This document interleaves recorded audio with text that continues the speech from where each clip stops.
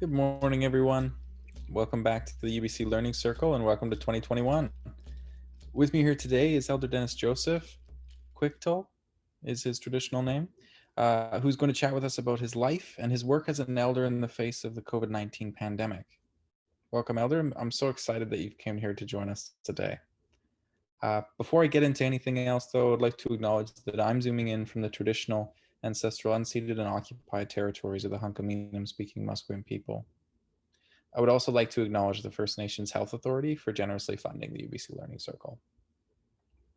So for our audience today, the topics we cover can sometimes be sensitive or emotionally triggering. In particular, we recognize that the ongoing pandemic, it's an emotionally salient topic for many of us. Please make sure you're looking after yourself. If at any point you feel that you need to talk to a friend, elder, counselor, family member, don't hesitate to do so. Please access that support network, whatever it looks like for you. So last little bit out of me here before I let Elder kind of talk is introductions. My name is Cole. I'm from the Xwechtaal First Nation. Sharing our digital space today, but off camera are Cynthia, our production coordinator, Winona, our program assistant, and Priscilla from the VCH. If you feel so inclined, please introduce yourselves in the chat box. That's where you can throw down your questions, or you can always use the Q&A function as well. So without further ado, Elder, I'm going to pass it off to you, and maybe we can start. You can introduce yourself a little bit to our audience. OCM Cole, Hoichuk, and Hots and Squalloin, Xwechtaal Queen Sna, Squamish Nation, and Hot, Musqueam and Tsleil-Waututh, Smanach Stomo, Skalalton, Putavai Mana, Kwashaman, aka Dennis Joseph. I also bring warm greetings on behalf of Squamish and Musqueam and Tsleil-Waututh peoples, in particular our matriarchs and our patriarchs and our Siams, our leadership.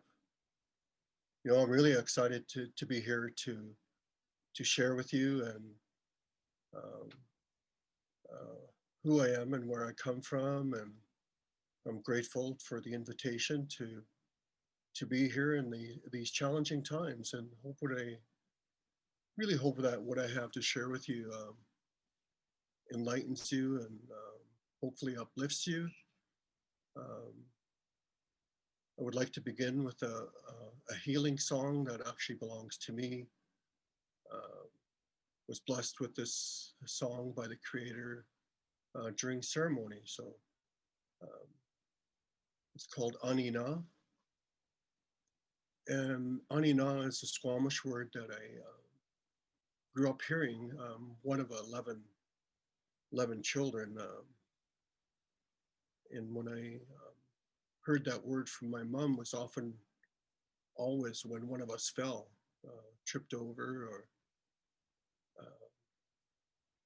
when I got older, I asked my mother, what does that word mean? She shared with me that we all fall, and it's up to you to get up. But every once in a while, you need some help. And it's a word that we share to keep your spirit, your soul, if you will, together. Because sometimes when we fall, our teaching we have is our soul and spirit stays there sometimes. And we need help to keep us together. So during the ceremony, I heard this song, and a Christian group had been singing for 45 minutes, and they were getting quite tired. So they stopped, and a teaching we have is during those very, very, very sacred moments, it's not good to be quiet. So Creator blessed me with a song, so I grabbed this drum and began to sing it. And then the song, I want to share it with all of you to help clear the way for the days that are coming, to help ground us for the work that we have here today, to help with friends and family in need of prayer, and perhaps some healing, especially for oneself. So Anina, you'll hear that word. Chasiem, you'll hear another word, which is the creator. Tisha Okumeo is Mother Earth.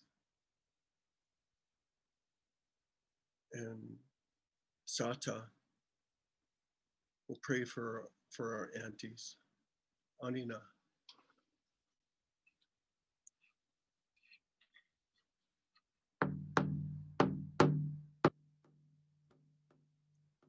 Anina.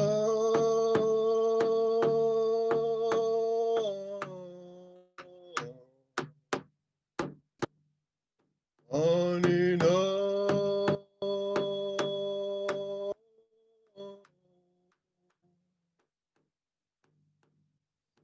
Anina.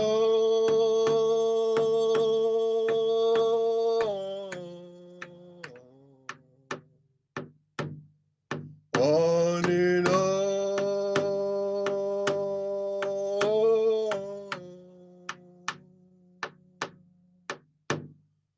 JCA.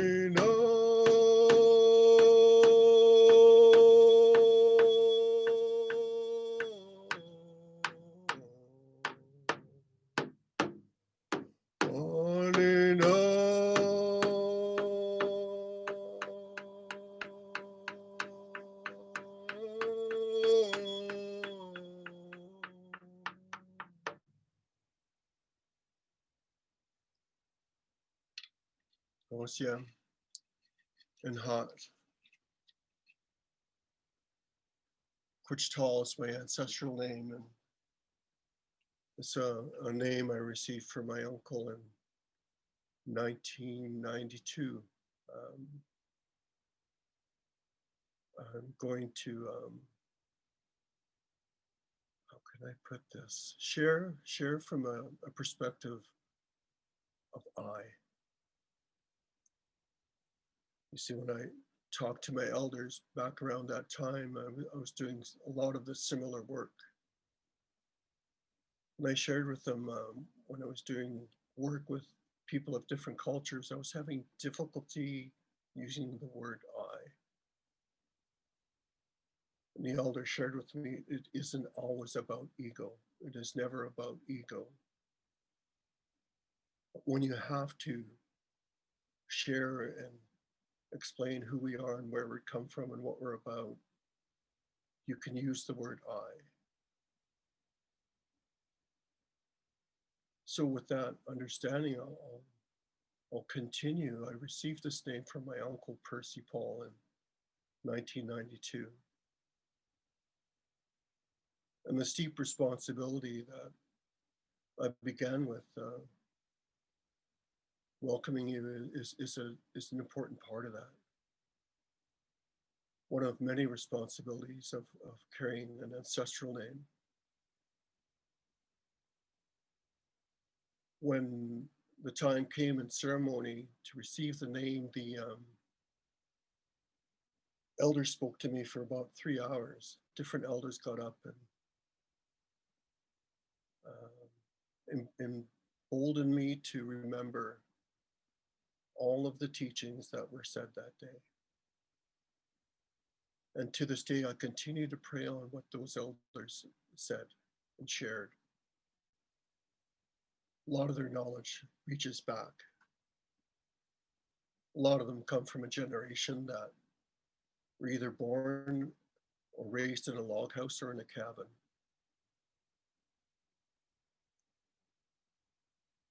In the space of time,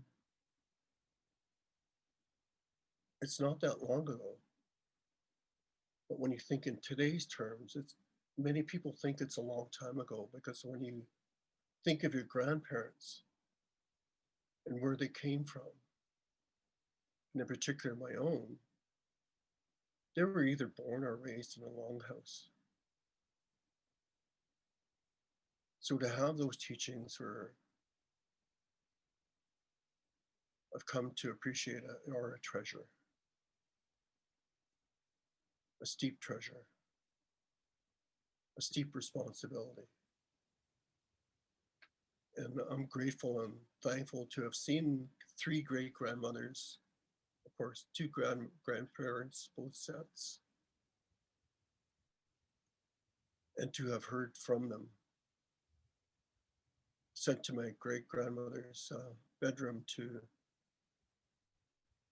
as a toddler and a boy and a tween, a teenager, to go keep her company, but she was really teaching us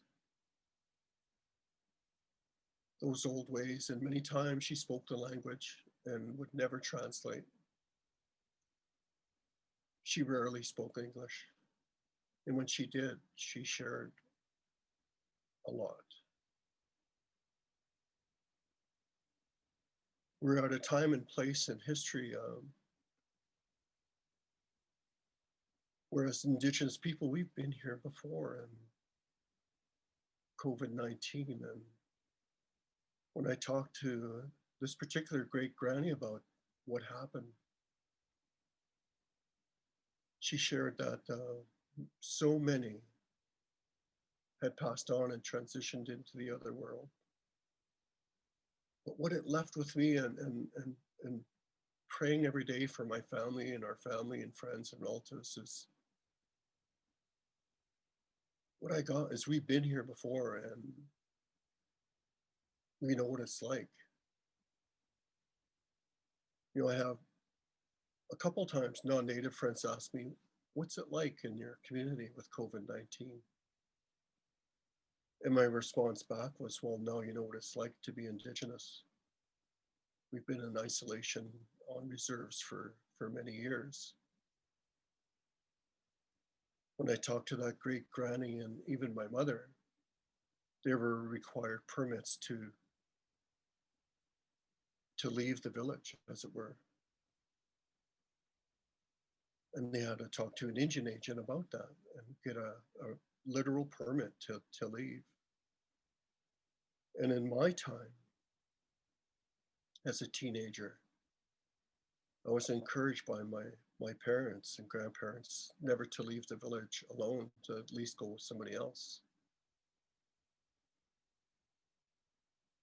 So we kind of inherited that and then transitioned that, and went from a day scholar, for example, where I was taught by nuns and priests, to public school in 1968. Now I'm really dating myself here.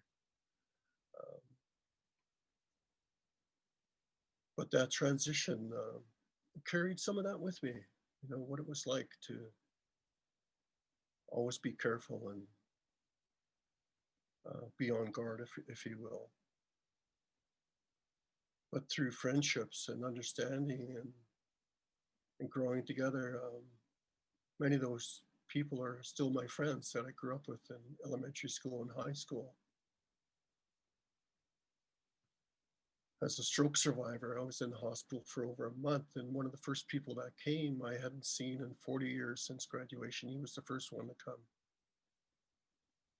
Passing through from Calgary, he said, "No, I saw on Facebook you were not well, so I wanted to come say hi." And it was like we never missed a beat in those 40 years. Caught up on our families, our kids. He has grandkids. I'm still waiting. And it's beautiful, but this pandemic has been a challenge for our community. You know, we've had our share of loss, and you know many Indigenous communities are as well. The challenge is for Squamish and Coast Salish is not being able to gather in our longhouses. We still practice our ancient ways of spirit dancing through song and dance, through the many describe it as the crying house, the healing house. And when the snow flies, we're taught to go light the fires in our longhouse. And it's time to begin the practice of ceremony um, through song, through dance.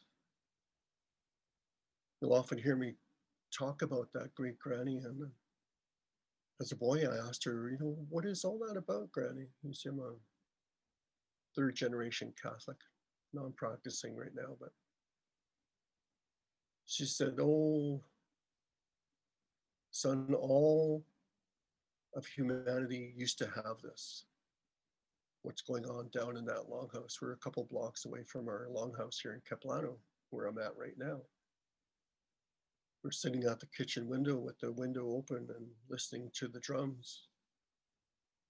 All of humanity had this. They had their own songs, their own dances. Every human has their own song. But it's up to you to find your song. We call it Sion.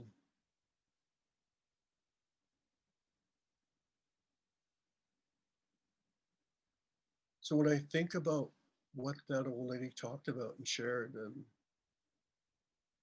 my own personal example is being physically sick in the mid 90s and not being able to get well. I had gone to my doctor again with the same conditions, and my doctor came out with my chart and he said, Dennis, you've been here on the same day and almost at the same time for the last 8 years. I've given you every antibiotic that I could. I'm not giving you any more. It's time you go see your own doctor. Earlier, I mentioned one of 11 children. I'm right in the middle, and this doctor was, his first delivery was my youngest brother. So he was our doctor for over 30 years. So he knew we had medicine people. And my wife, in her wisdom, had arranged for an uncle to come from Musqueam and did his work on me. And he said, oh, Matt, we just need to go to our longhouse. And he shared this important teaching. He said, I heard it from the great granny, you don't have to go into that longhouse to find your song. You can go to the mountains, you can go to the water, you can do your prayers there. Better if it's 4 days, 4 nights. But what they do down there is help you find your song. And this medicine man from Musqueam, when he shared that, I went to my mother and told her what had happened. And a very important teaching, and I wasn't expecting the answer when I told her what had happened with this medicine man. She said, "Son, I've taught you to have your own mind, your own heart. You go do what you have to do. Know that my love and prayers are with you." She was a practicing Catholic, born and raised, never drank or smoked a day in her life. It wasn't the answer I was expecting. I really didn't know what to expect. When she said that, it was uplifting, healing, freeing. So I went back.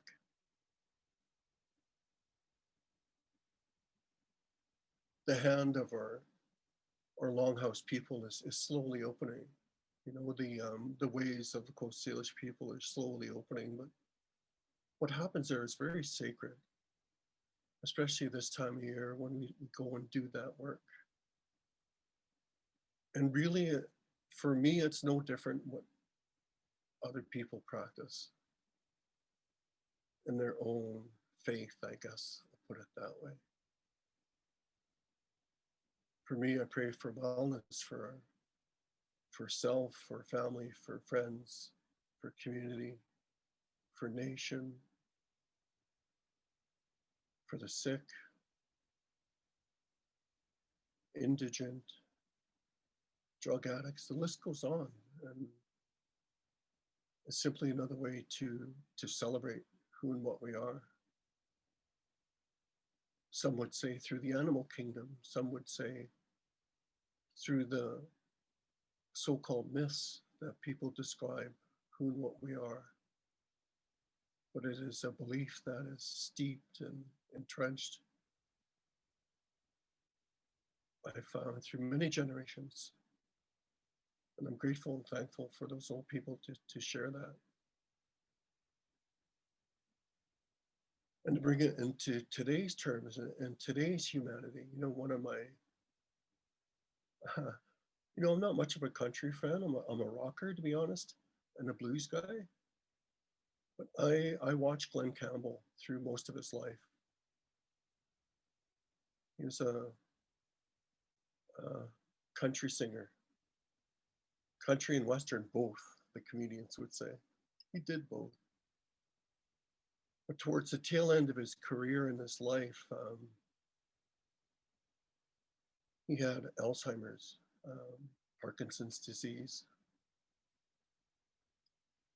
and the doctors couldn't figure him out. They put a guitar on him and put him on a stage, and for over 2 hours, he could sing every song that he had composed in his life. Take him off stage, he couldn't remember 10 minutes ago prior to the show. It had become a part of him. It had become who he is. And when I saw that, this guy I'd watched through all my life, through the media, through TV, through music, through records back in the day, and digitally today. I was like, wow, that's his Sion. That's who he is. That's a part of him. It was something that he celebrated, something that he shared with the world to help. And for Indigenous people, or at least for this Indigenous person, it's what I enjoy doing and sharing and caring. And this knowledge, this teaching, you know, there's so many of them in our longhouse ways, and we're missing that. We're deeply missing that. The ceremonies when we'd have the rites of passage done, from birth ceremonies to puberty rites to namings to weddings to memorials. All of those rites of passage done through ceremony. By now, core groups of our Squamish people, and it's at the core of our belief system. And yes, we have as wide and diverse cultures and faiths as many communities, but that's at the core of who and what we are, and especially when loved ones pass. I inherited a job from an uncle many years ago, and this job was, in today's terms, described as a coroner. When he called me to his home, he said, "I'm retiring. Would you take over my role?" And um, he told me to think about it. Don't answer now. Come back in a couple days. Talk to your family. You've seen what I've done, and you know the time that it takes. And for over 20 years, I was on call. Many describe the role as a first responder. I would go to home, hospital, accident sites, tragic sites. Yeah, a couple of other challenging ones that were murders. So I got to know a lot of police and a lot of coroners, and through that role, I helped build bridges with those institutions. And um, I missed that work as well. You know, I served 28 years on Squamish Nation Chiefs and Council. And people asked me recently since retiring, do I miss it? And I said, no, I miss working with the people, seeing the people and being there for them. And that role was historically, I was told by the elders, was done by all of our Siams, our leaders, our chiefs, if you will. They were the first responders. They went to the families in times of transition when loved ones passed and made sure the family was taken care of. They had food to eat. They had support that they needed. They looked after the interest of the loved one. Um, and through evolution, that was narrowed down for Squamish at least to one person, probably in the late 60s, when I saw an uncle take on that role. As a tween, I got to see him do that work. MC services, MC ceremonies after the funeral, right, at the feast. And that work is missed by community, because I'm not the only one. A lot of other people did it, but there's always a core, I would say, administrative role that was important to look after community through leadership.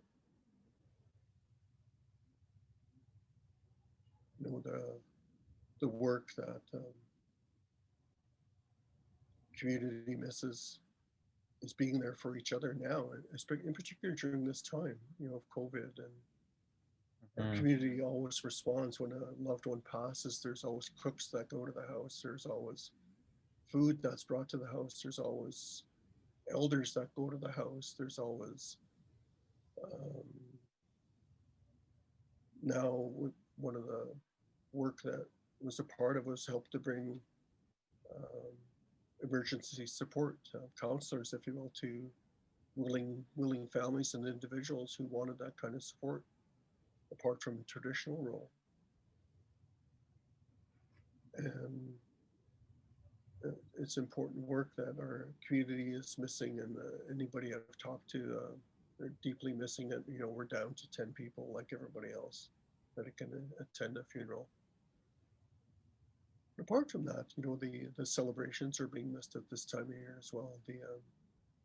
In particular, the namings and memorials. Mhm. Yeah, This sense, this interconnection, this sense of support, of communal support. Let's say yeah, that's the thing that you feel is most missed by communities right now. yeah. And when I do socially distance with people and get to chat a bit, that's what they're missing the most. Because when I did the role, we averaged 32 losses a year, which is like every week and a bit. we were putting somebody away. We have a population of over 4,000 now, and over half of them are on villages. I refuse to say on reserve, but on villages on the North Shore, Squamish Valley, and yeah, and over 1,000 live in the Greater Vancouver area. So the response was always there in terms of support, one way or Mm-hmm. another. You know, so I think people are going online now. The funeral homes are offering, much like we are online via Zoom, to support, but it's not the same to be able No. to be there. Uh, it's the same and it's not the same. It's one of the things, interesting things I learned from that great granny. Mm. She refused to talk on the phone if she had to. She was very reluctant. She goes, "How do you know who's on the other end? How do you know who's listening?" I said, "Well, how did they communicate in the past?" She goes, "Oh, we just sent our thoughts and prayers through the wind and the trees. And if we needed somebody, we would do that. And a day or two later, they would show up."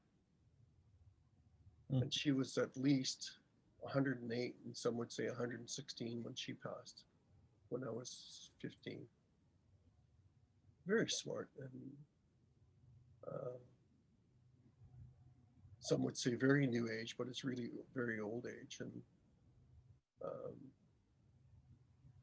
some would call it remote viewing, remote communication, but I think that was something that was commonly practiced back in the day by gifted people. Mm-hmm. Yeah. Well, thank you very much, Elder, for starting us off in that way and grounding this conversation in a really good way. I wanted to pivot a little bit and chat a little bit about kind of what your work looks like now on a day-to-day basis. You've mentioned some of the things that you've done in the past, but amongst this pandemic,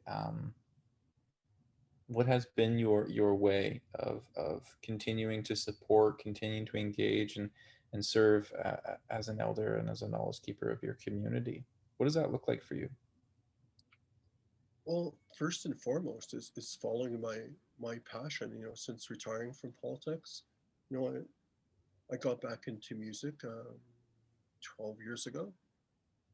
I was raised with music, as mentioned. Fortunate through my mother, she inherited all the brass instruments you could think of. Her father was an orchestra leader, and when he passed, she being the oldest inherited tubas, trombones, trumpets, saxophones, French horns, and my father, who was a musician as well, taught us the very basics on that. And when he passed, I picked up the harmonica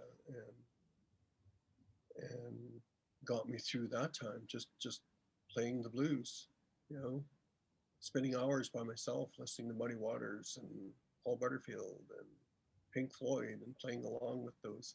I'm going to date myself again, those records. But more recently, with the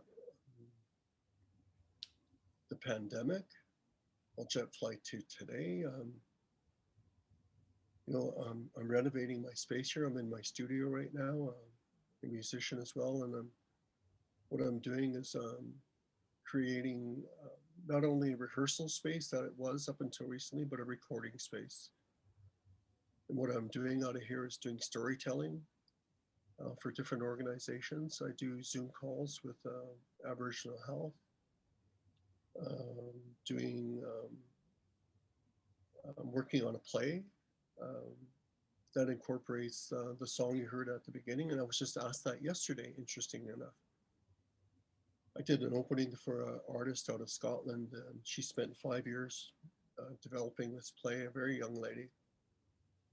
And it's all around a monster, interestingly enough.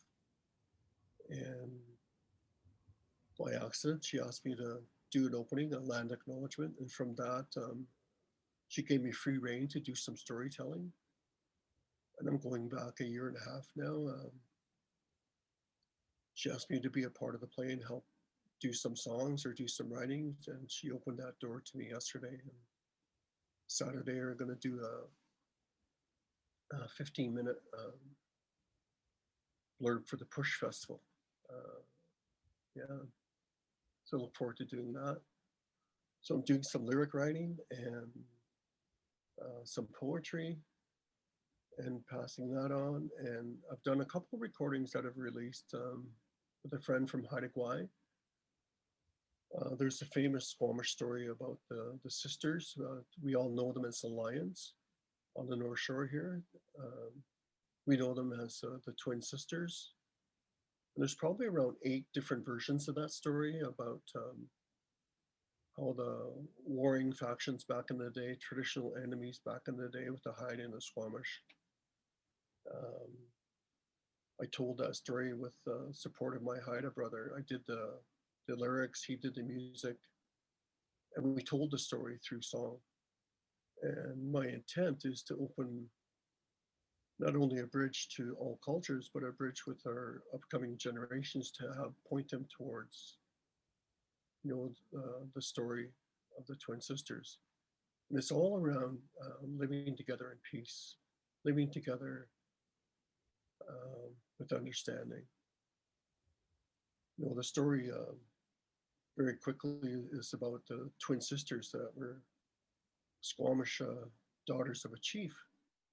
I told that family doctor that story, I don't know, 30 years ago. His office used to face those twin sisters on the North Shore here, and beautiful summer day. He's like, "What are you doing?" I said, "I'm looking at the sisters." And he goes, "Oh, you mean the lions?" So I told him that story, and his mouth dropped. And he said, "Dennis, I just got back from New York City yesterday." He said, "I'm a pediatrician, and guess where per capita the most twins are born in North America?" I said, "Right here on the North Shore." He goes, "Yeah, you're right. They don't know why." I said, "Well, I do. That's some sisters up there. Them or the water, or both." He started to laugh. He goes, "Yeah, you're probably right." So I think those kind of important stories are there for science to pick up. I love it when science catches up to culture, and it's slowly getting there. Lots of examples I could share about that, but it's one of those examples I think are important to our Indigenous knowledge and culture about those important transformer stories and how it transforms us and how it teaches us to be better human beings. Leave a Mhm. trail. Leave a trail, the elder said. Don't just tell them, leave a trail. It's not the way. So I'm doing that. But this space has been evolving. I created a recording booth just a few feet away from me. It's all soundproof. It's all below ground. Um, yeah, and there's lots of different sports memorabilia around here.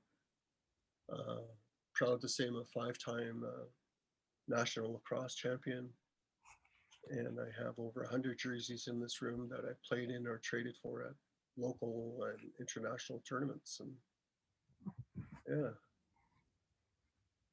and I've opened these doors to my son's best friend and their friends over the last couple of years. When it was safe, they've recorded on their own laptops over 50 songs in here. And one of the young men, university student, he said, "I've been in almost every studio in Vancouver. This is the best recording space ever. It has a good feeling here. It has healing in here." And I said, "Oh, everything has a story. Everything has its place. It's where it's at with thought. I just didn't put it up. Mhm. I could tell you a story about everything that's in here." He goes, I know you could. I can tell you could." I said, "Well, it's important to me and important to my family, but it's my space." Yeah. Beautiful. We have one of our first questions, and I want to make sure. I'm sure that the questions are going to keep coming in, so I want to make sure that we have time to get to them For all. The sure. first question from Lucy. She says, "Good morning, and thank you so much for sharing your knowledge and being here for us. I'm asking if you have ever provided a welcoming baby ceremony in a hospital setting, and what sort of ceremonies have you provided in hospital settings? I guess as a further point to that, are there any new challenges that have sprung up with that sort of work in terms of providing ceremonies um, in hospital or more formalized settings, more Yeah. Western formalized settings? Well, the most important one is my youngest son. And the answer is yes, I have provided ceremonies in hospital for other babies. And one in particular sprung to mind was challenging, but my son was welcomed by, there was 25. I'm a counter, so I count. There was 25 of us in the room when my youngest son was born, who was not supposed to be born. The doctors didn't give my family, my wife and I, much of a chance to have a child. We have an open adoption with our three older children. The middle two are my third cousins, but they're my sons now. I've had them, the youngest of the two, since he was 2.5 months old, and his older brother since he was 4.5 years old. But the 25 that were in the room when my son was born was, it was mostly women. There was only one other, my best friend, one other male in the room. So there was a big welcoming committee once we got him out of the delivery room. And it wasn't a formal ceremony, but it's the fact that there was so many to welcome him there. And the ceremonial part for me was when I turned him around to in the hallway to face the family. It was like he had a message for each and every one of them, like he was certainly talking baby talk, but he directly looked at each and every one, 8 people that were standing there at that point, and had a message for every one of them. And everybody just stopped and looked and listened. So when he got older, a bit older, like a year and a half, when he was able to talk and communicate, he was off the curve, by the way. Doctors said he was 10 pounds, 10 ounces, very huge for a baby, or late bloomers, as it were. But he got to talk early and he started talking about the creator. He started talking about the sun. He started talking about the stars. And my mother, who was still with him, said, when he gets older, we're going to have a nickname ceremony for him. He'll get a real name. He got my name a couple of years ago, passed it on to him. And she gave him a thinking child because she was there. She was one of the ones that got a message from him when he came out of that delivery room. And the other one, deeply personal one, deeply challenging one. In my support work, I had watched a mother deliver a stillborn and um, was asked the next day to help transition the child from the hospital to the funeral home. Well, this particular hospital claimed the child wasn't there and didn't exist. I said, I was here. I was here the day that baby came out of that mother. I gave the mother's name, the father's name, who was in the room.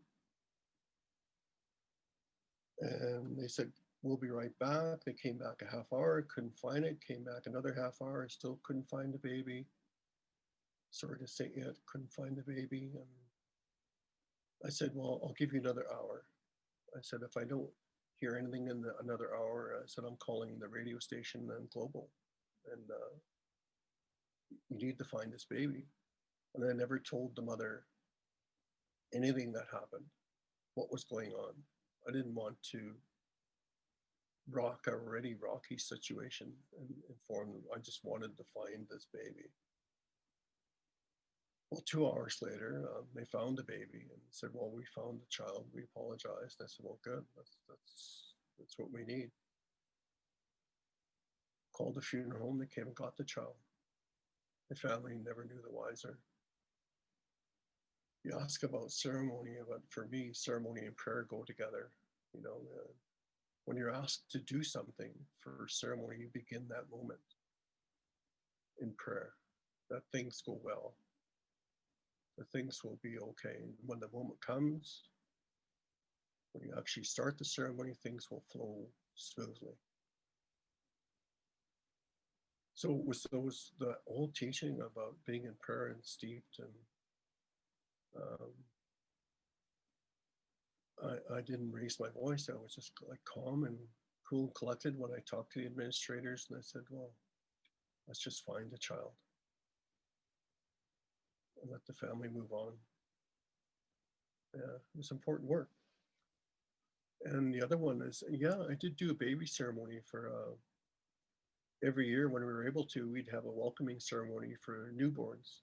And every November, I think the average is 62 newborns, and they all come. And it's like a huge parade of babies swaddled in blankets and kerchiefs and drumming them into the community hall. And teachers get up and talk to them, talk to the parents and grandparents about their responsibilities, and mostly just to welcome the children into this world in a good way. So I've done that work, and other elders do the work as well. We share the load. Of course. Yeah, one of the things I missed. It helped balance the load, as it were, emotionally, to see those uplifting kind of days, among others. Absolutely. I found that work supporting families in time of loss really rewarding. It was really uplifting just to help individuals transition, families be supported. Mm-hmm. It's really uplifting. Yeah, that's beautiful. Yeah. I think we all collectively, we're all looking forward to being able to gather in that way again Yeah. soon. The last year, I imagine, or at least speaking for myself personally, has been difficult. Without that in-person connection, it has been tough. Yeah.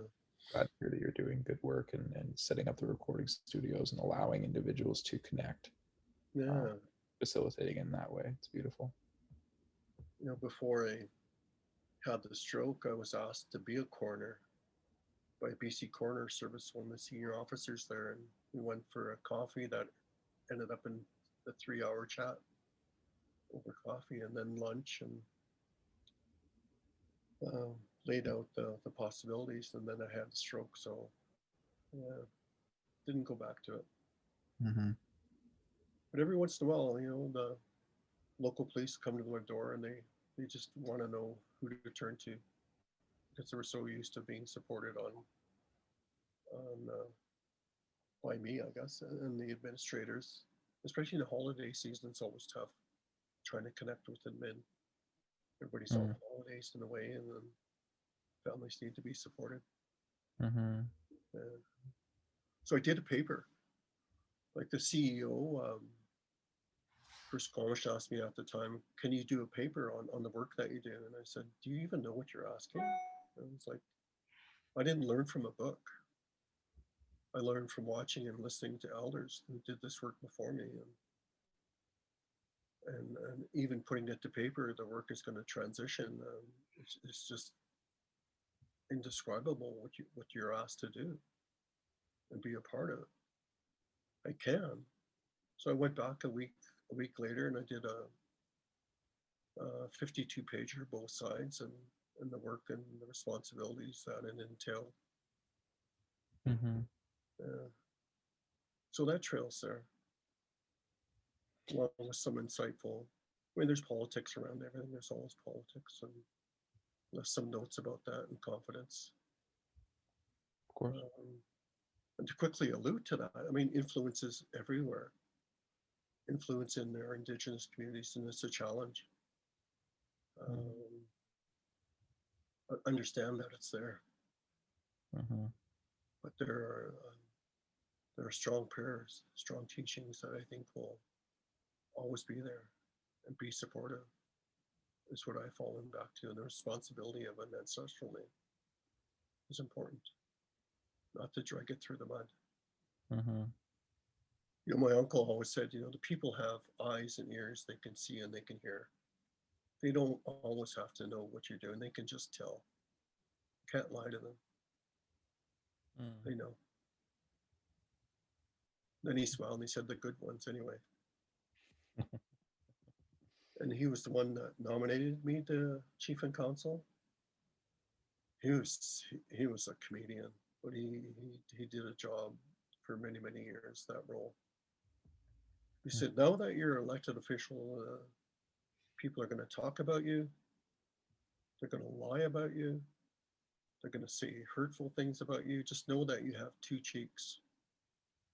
Because when they say the first thing, use this one. When they say another thing, use the other one. And if they keep going, use the other two. I'll let you think about that, where the other two are. He was funny. And it does get to that some days.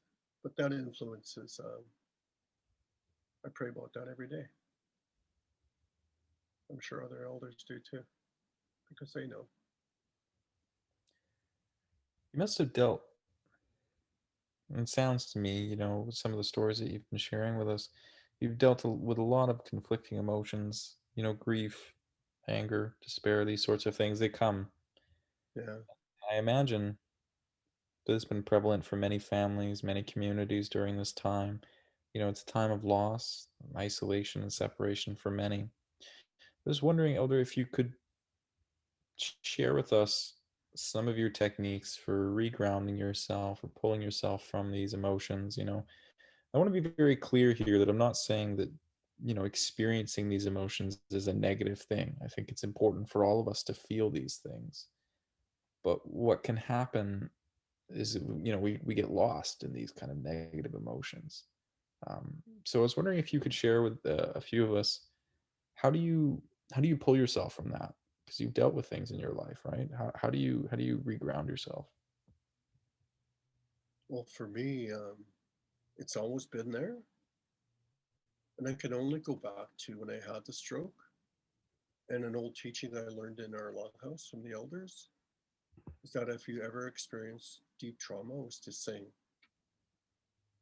So when I had the stroke and realized I was having a stroke, I began to sing every traditional song that I could think of through that trauma. I sang, oh, probably for 2.5 hours. And I wasn't singing out loud, I was in my heart and mind, just singing along and of course, being in the moment with my partner and my family because they're quite concerned, of course.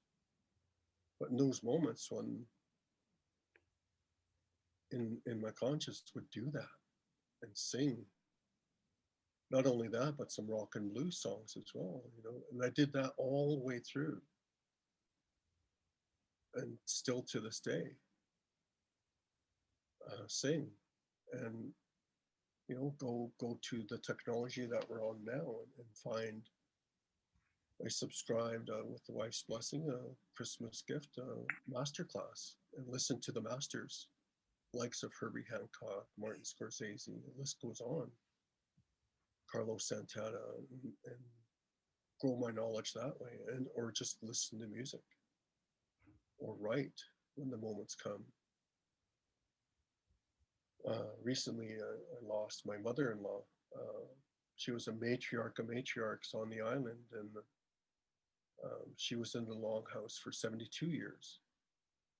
And she could walk into any longhouse in Coast Salish territory and within minutes be dawdled to, looked after, asked to be an opener, an elder opener in song and dance, which is a high honor. Um, I couldn't go. My wife reluctantly said, if you have to stay, stay. Just know it's okay with me and it's okay with my family. They understand because of COVID. So I said, the teaching they follow there is they all eat together every morning and every dinner. There was 9 girls, 2 boys, and they're down to 5, I think now, girls and 1 boy. And now the mother's gone, so they're all orphans now. So I said, when you're at breakfast, call me and get me on FaceTime. I want to talk to all of them and share with them. Like I shared before, when people pass, the elders come, and every night, because of not only because I think especially because of who this lady was, elders came and provided teachings, and this family, very traditional family, um, their only job to do was to grieve. So they would teach them how to walk and how to talk and walk silent and walk in with soft steps, and the list goes on, I'm sure. But I wanted to talk to them. And when I talked to the surviving brother, he asked me what I was doing. So I said, "Oh, I'm doing a lot of writing. I'm doing some recording. Got the studio happening," and shared that information. He goes, "Well, that's good. Keep it up. Keep doing that. Keep telling our stories." Then I spoke to a couple other siblings, and when I hung up, I grabbed my pen and paper and wrote a poem for them. Like all of our funerals, they're traditional ones. There's always a big feast, and the family could only feast together. And they had a burning where they send the ancestors food and clothing and blankets for their journey. They did that. And then they had the big feast after amongst the siblings and some of the grandkids. They kept it as small as they could. I said, "Please read this to your family when appropriate." And she read that. I called it "Being Kicked Upstairs." That's the title of the poem. And the essence of it is to embrace the responsibility now that both sets of parents are gone. When my mother died, my uncle came to support me. He goes, "Oh, he was a very matter of fact kind of guy." He said, "You got kicked upstairs. You got kicked upstairs today." And this was the day she passed. And one of my siblings said, "What do you mean, Uncle?" He goes, "Well, you're the elders now. You have that responsibility to teach your kids, your grandkids, what you've learned from them and those that are also down." She was a river woman. She was from up the Fraser Valley, and she lived on the ocean most of her adult life with her husband. And she always said, "I'm a river woman. I don't know what it's like to live on the water, but I'm here. I have to be here because my kids are here, my grandkids are here, my great grandkids, my great great grandkids are here." So she called herself, "I'm a river woman." So in the poem, I said, go back to the river, go back with your love. She'd spent many, many years with her husband. So I thought, yeah, I can't be there, but I'll send something to be supportive and share that responsibility with them, much as I'm sure other elders had in the course of the week that it took to take care of her. Beautiful story. Thank you, Yeah, Elder. yeah. So to kind of summarize, or what I felt like I heard from that in terms of dealing with grief and all of these sorts of negative emotions was firstly to find your space, right? To find whatever you enjoy. For you, Elder, it's obviously it's music and it's writing and it's communal connections, and reinvest in that. And then obviously to seek support and community guidance. So I appreciate that, Elder. Thank you. Yeah. So we have another question from our audience, and admittedly, I'm not sure what this is, but that's probably just reflective of my position in life. Jessica asks, "Do you do, or I imagine, have you ever done soul retrieval?" Um, I imagine that's a certain ceremony. Jessica, if you're listening and you would prefer to illuminate us a little bit further, feel free to put it in the chat box.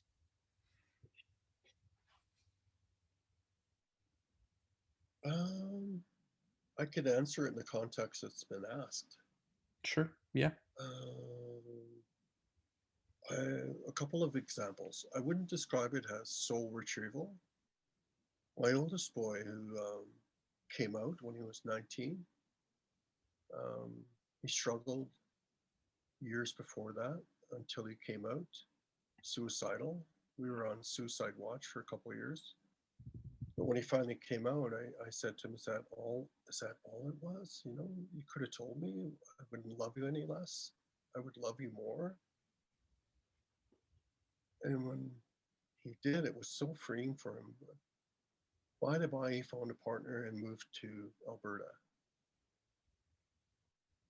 And it was a challenging relationship, an abusive relationship. And and as a parent, I struggled. You know, he phoned me one day and was just so despondent, and his partner was with him, and his partner was a police officer, and they were at the station, and he was talking about the abuse he was facing, and um, eventually his partner got on the phone and was argumentative, and we had him on speakerphone. I was on the speakerphone with my wife on this end, and he hung up, and we called him back, and he hung up again. We called back. He clearly had taken over our son's phone. We got concerned. We found the police station's number, phoned there, asked to talk to the chief of police. He was generally supportive, said he would call back in a half hour, and never did. Having worked with police, I think he went what they call blue collar. They were looking after each other and wouldn't pick up the phone after that. So I told my wife, who was struggling, she was like, "What are we going to do?" I said, "I'll keep trying his phone. You keep trying the police office, the police station's phone on her phone until we get through." So we went into different rooms. I went back in 5 minutes later, 10 minutes later, and seeing how she was doing. Well, in her strength and wisdom, she was on the phone with the Attorney General of Alberta.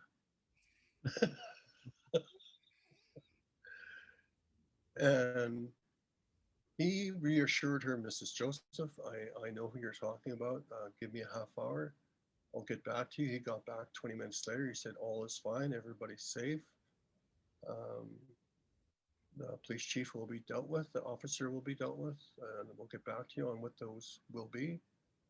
Um, Eventually, I talked to my son a day later. And like most abusive relationship, he chose to stay. And we struggle with that. As a parent, I struggled with that. And I talked to a friend, a very gifted friend, about what to do. And he said, "You know what to do." He goes, "Don't you have a song? Don't you have a dance? Why don't you sing that?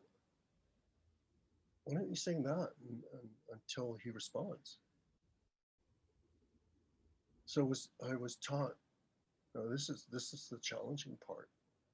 Never ever to send bad vibes, as it were. All I prayed for through song was that he make a healthy decision. I asked my friend, "Well, how often do I sing?" He goes, "Every free moment that you have, whether you're at the stoplight or when you wake up or when you go to sleep." And I said, "Well, when do I stop?" He said, "You'll know." So on the seventh day and the seventh morning, I stopped. 2 hours later, he phoned and said, "I'm coming home." My son. I thought, wow, there's a gift. And when he got home, after he settled in a bit, about a week later, I said, "Those are nice hardwood floors you have over there. You used to have." He goes, "Yeah, they were." He was like, he did a double take. He goes, "How do you know?" I just smiled. I said, "You'll figure it out someday."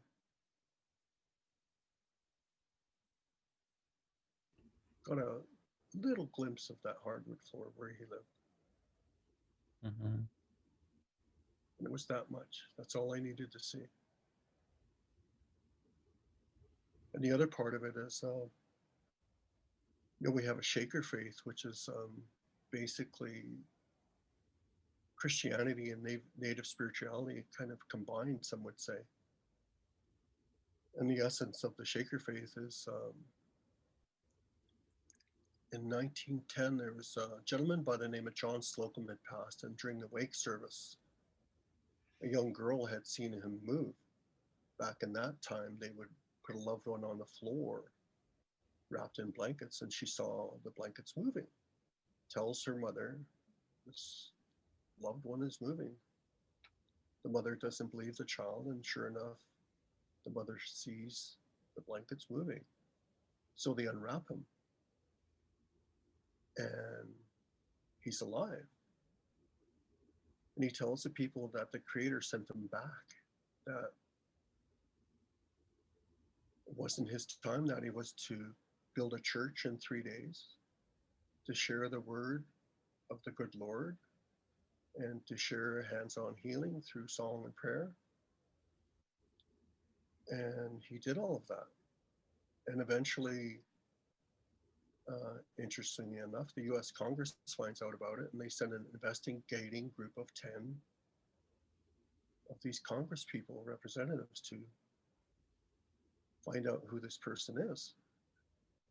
And at a community hall, they shout out through a chairman, "Who's this devil worshiper claims to be a messenger of God? Would you please come forward?" John Slocum was this gentleman's name.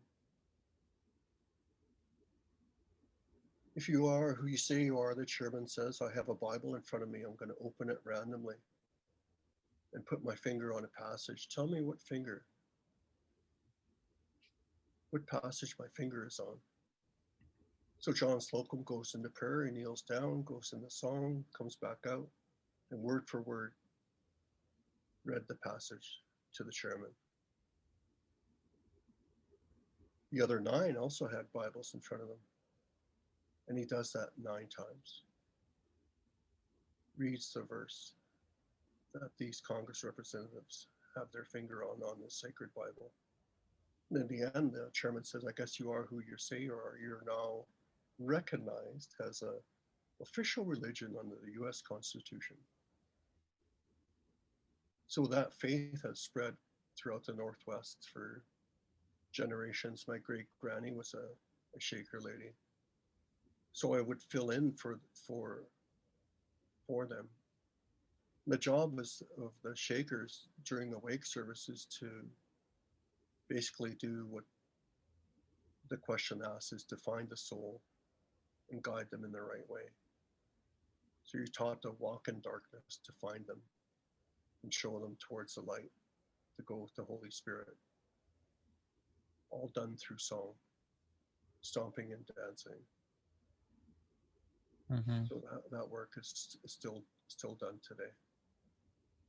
And Beautiful. there's a few of them here. We have a Shaker church that my great granny ran, and there's one not far from where I live here. Beautiful. Yeah. Jessica also asked if she could connect offline about that, and I would say Jessica for sure. We'll chat a little bit further about it afterwards. Yeah, So, thank you. for sure. So we're coming towards the end of our time here, Elder. I do have one more, or rather, I have one more question. If anybody else has a question they would like to address the Elder with, please put it in the chat box in our Q&A function. We'll make sure that we get it done here.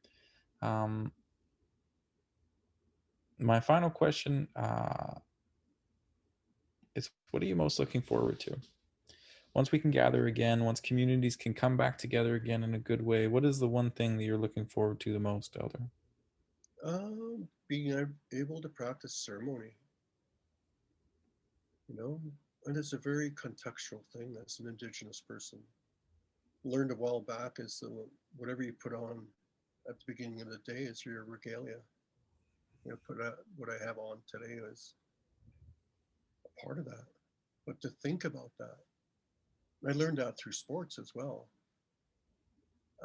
Oddly enough, because as a crane operator, carpenter, I would have an hour and a half before I had to travel after work to go to a lacrosse game. And I taught myself, when I took my work clothes off and put my sports gear on, that's when my transformation would begin. So it's a very contextual thing for me. Taking things off and putting them on in a good way, you know. For that example was lacrosse gear, transitioning from work. Yeah, Beautiful. Thank you. yeah. We have actually had another question come in here. So uh, this one is might be a short answer as well, but there's somebody that asked, what does being an elder mean to you? And then, as an aside, was there a formalized or a ceremonial process that you had to go through um, to attain that title in your community? Mm, always an interesting question. You know, I've shared in the past when asked how do you become an elder, and I was probably in my mid 50s. And it was actually at a ceremony, sitting with my peers and one sibling I recall for sure. And a plate of food appeared in front of me. It was feast time. And everybody around me started laughing. They were like, ah, ha, ha, you're an elder now. And when you're 55, you're like, oh, well, kind of in denial, but you got to accept it, you know? It took me a while to accept being called an elder. So they all laughed at me, all my peers. And a few minutes later, they all started getting plates plunked in front of them. So I said, see, be careful who you laugh at. You're an elder now. So there really was no formal ceremony per se. I think when you're called to witness in our ceremonies, that's a high honor, and usually it's allotted to chiefs, patriarchs, matriarchs, and elders who are asked to be honored to speak, because when that happens, it's a nice acknowledgement, and not that the doors ever closed to anybody who has something to say can get up. Anybody can get up in the very traditional sense, can get up and say, share some teachings, or um, but today, because of time, sometimes they pick four and open a door, or sometimes they pick four and because of timing, they just leave it at four and close the ceremony shortly after some more formal work is done. Mm-hmm. Yeah. Yeah, fantastic. Yeah. What I'm gathering from that is that the process of becoming an elder in your community is really a community driven process, in the sense that it comes it's something that's given to you by others. It's not necessarily a self-anointed process. Yeah. Yeah. Very true. Wonderful. Okay, so Beth asks one more question, or kind of a question and a thank you. She said, I'm grateful for your words and thank you for your time. I'm wondering if you have any advice for working with youth who don't have family or stable housing to ground into. That's a question from Beth. Oh, the biggest issue is time. Like being able to, in this challenging time, even through this medium, spend time. I was asked recently by a goddaughter whose boyfriend is challenging times, much like you're sharing, and have offered and um, to connect via Zoom, because he has nobody to talk to. So I think that is a good one, and being committed to, even once a month or every other week, being able to commit to that time, to help somebody transition. What I learned in the longhouse is it takes 23 consistent days to transform something in you personally. I think psychologists understand that now, but I learned that in longhouse a long time ago, that if you want to change something in yourself personally, you have to commit to it for 23 days and do it every day. So I think when you talk to youth about those kind of things, is to point them in that kind of direction, to not do it alone, be committed to whatever it is they want to change, and support them in that. And you'll hear it, you'll feel it, and ease into it. Take your time, because it's a tough time for young people across the board. Yeah, my son struggles, but he's golfing right now, so he's finding his passion. He's kind of moved from lacrosse to golfing. It's a good example. Let them find their passion. Wonderful. Yeah. Thank you very much, Elder.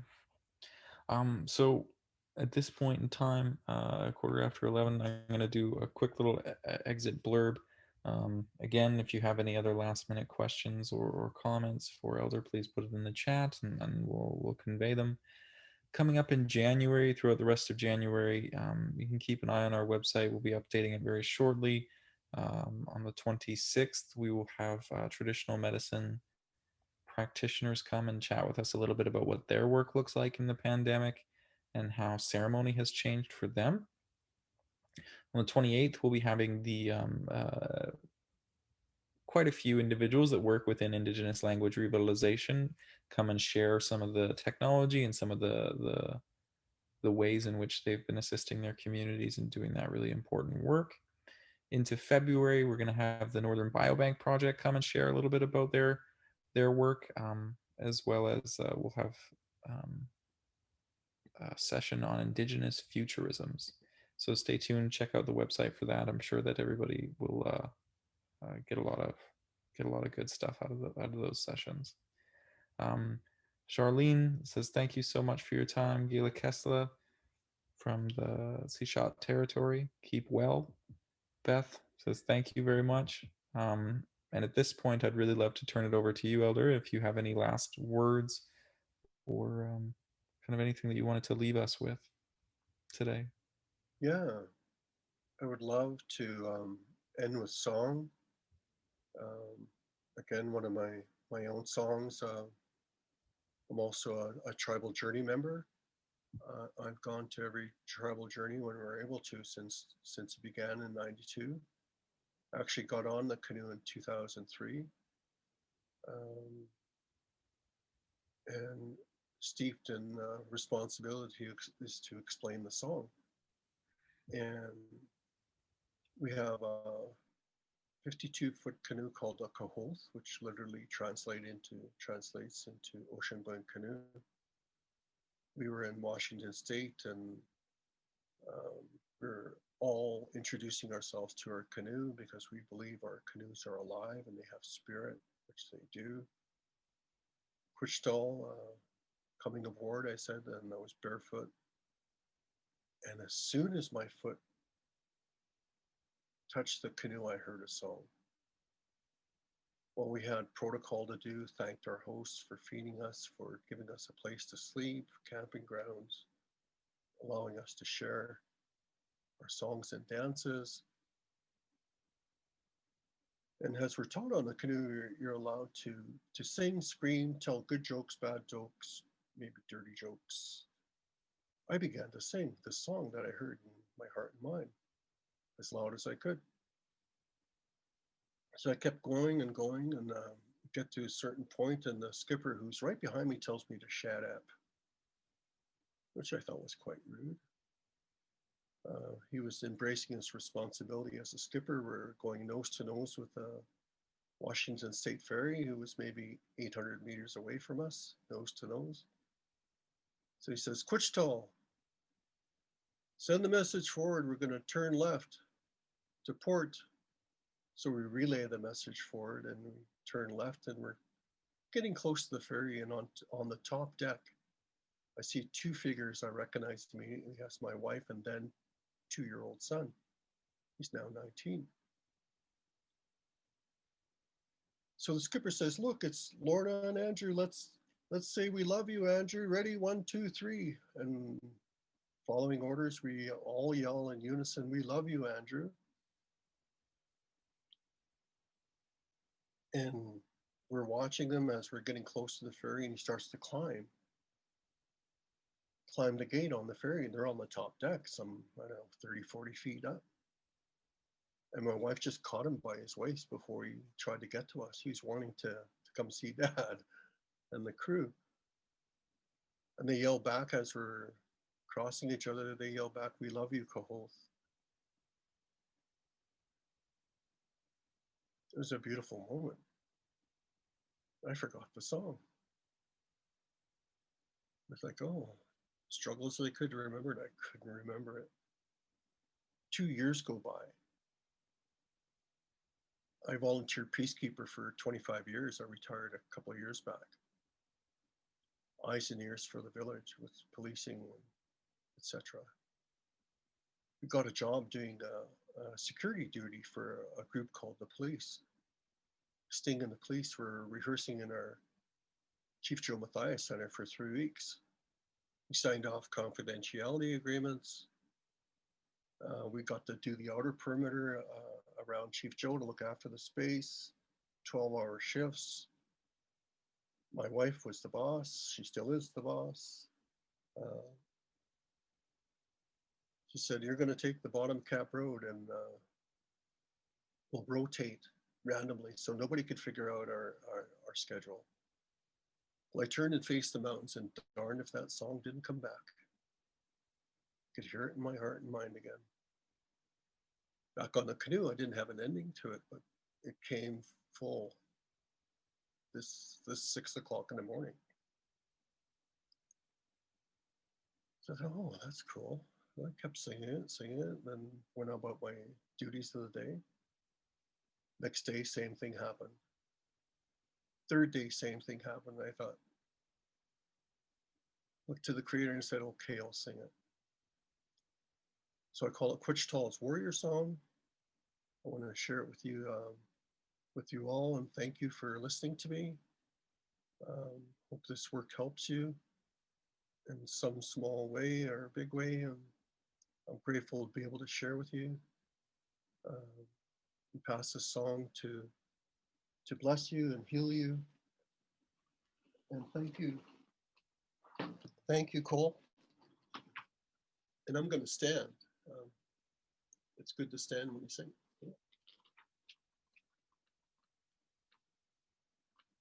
Try and stand. Hang on.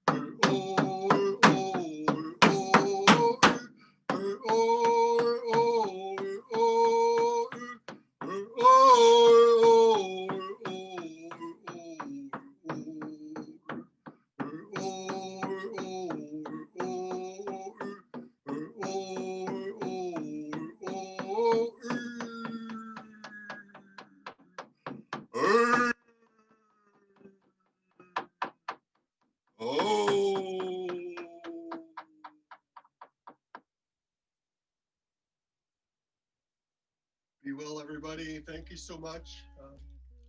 Xwechtaal, Queenstaal, and Hot. Wage uphill. Y'all be careful now. Thank you. Thank you, Cole. Hajka, thank you all very much. Till next time. Till next time. Bye for now.